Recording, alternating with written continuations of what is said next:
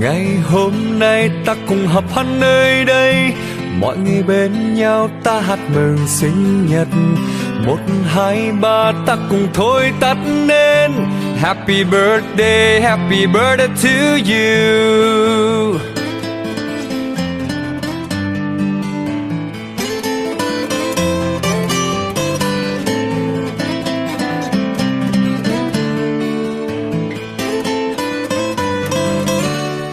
On this day all together we'll be, and we'll all sing for your birthday.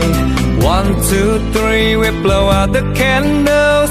Happy birthday to you. Happy birthday to you. And happy birthday to you.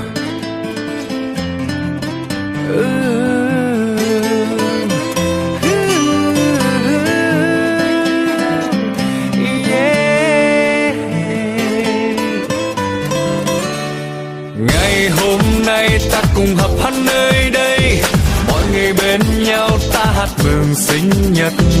1, 2, 3 ta cùng thôi tắt nên Happy birthday to you.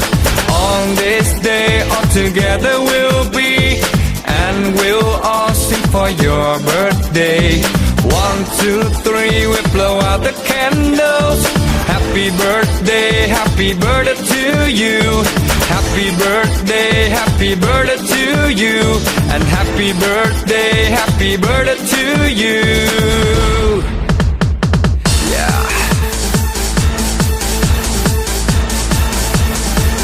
Come on.